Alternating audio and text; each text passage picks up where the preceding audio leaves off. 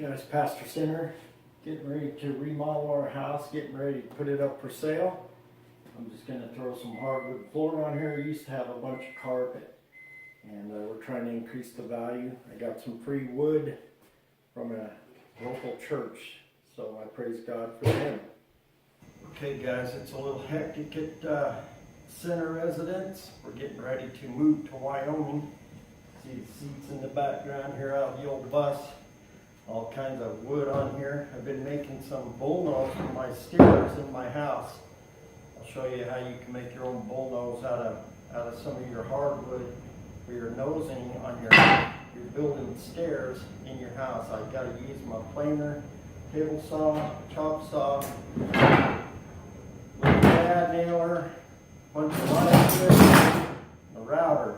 So I hope you learned something today. Okay, here's some edging I made out of a couple pieces of hardwood. Notice, I don't know if you can see it very good. I cut it down a little bit in my table saw. I just cut it like at 1 3/8 of an inch first because I did some trimming off. And then I ran a bunch of these other pieces of hardwood through my planer. Right over here, my planer. And then I took and did this. I'm just trying to find a piece here for you. After I cut the notch in it, after I cut the groove in it right here, I took and glued it down, clamped it down with some vice grips like this.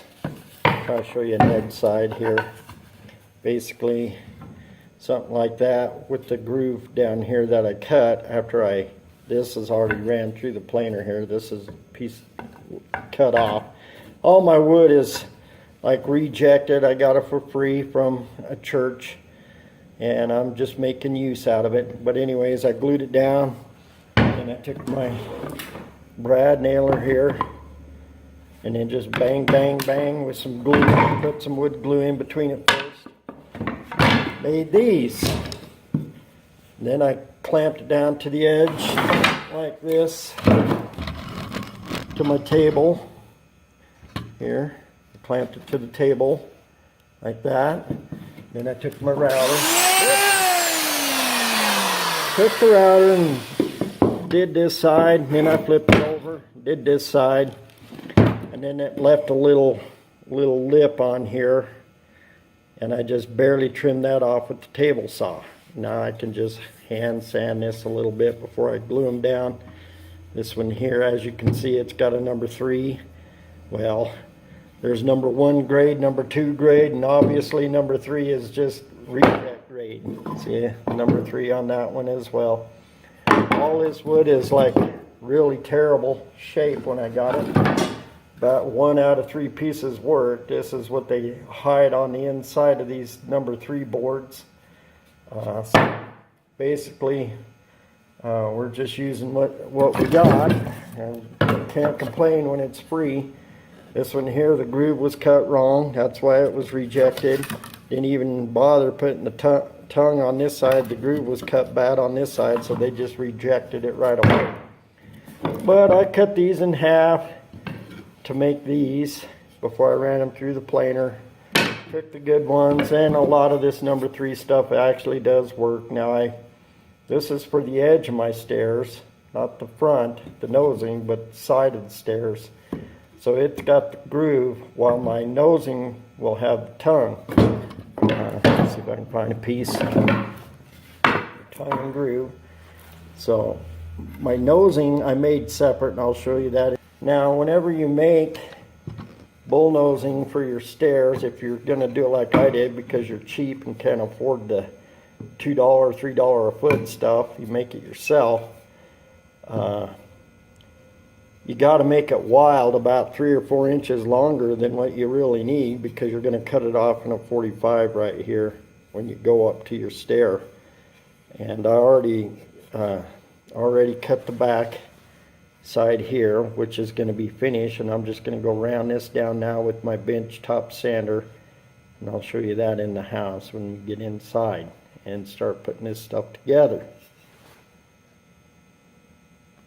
This doesn't have a very good tone on it. I mean a groove, but the tone is okay. And I'm using the tongue on the long side of the bullnose, tread bullnose nosing. So I'm going to just barely cut off the tongue.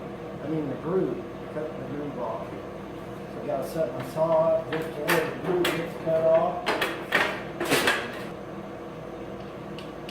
You want to make sure you only just take off what you need right away, because you're going to be coming back to the saw again.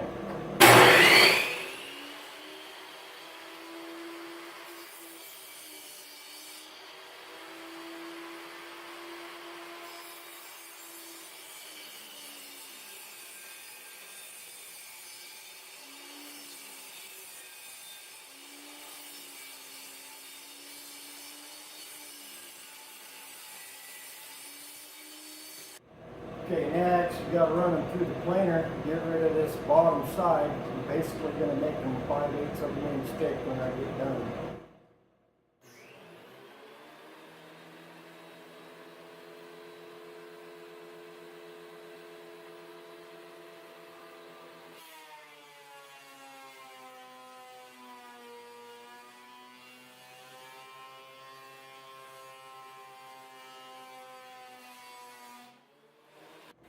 Okay, I got to cut this bottom side off flush all the way across so we can stick our board in. Raise the saw up 1.5 inches because our little pieces of wood are 1 3/8. It gives me 1/8 of an inch of clearance.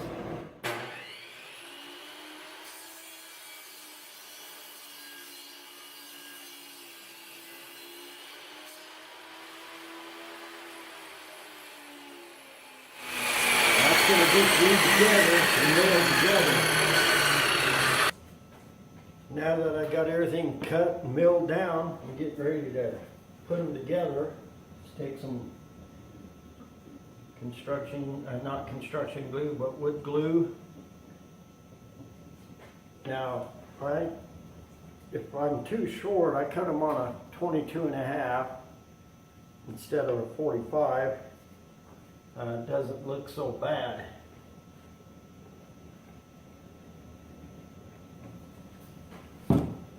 Set that on there like that. Rub it around a little bit. Flush it up with the front, just like that. That's why we went. This is 1 3/8, and my cut was 1.5. Gives me some adjustment room here in case I have to fiddle around with it. Take a bunch of vice grips, clamp it down like this.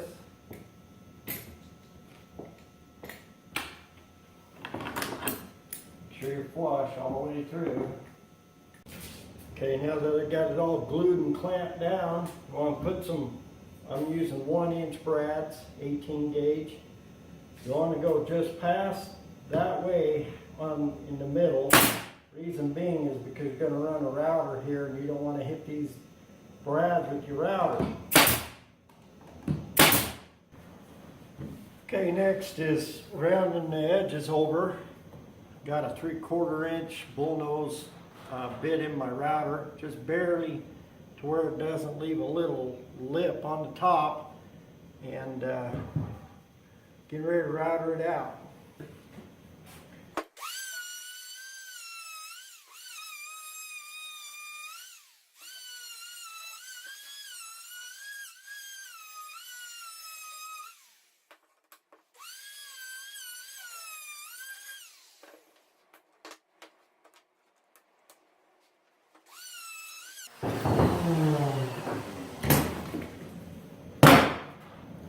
You kind of want to ease in on your router so you don't get a lot of tear out. You don't want any tear out. But it leaves this little bit of a edge on here, and we're going to run that through the saw just to get rid of that to make it a good round corner. This is why you want your nails away so you don't hit it with your router.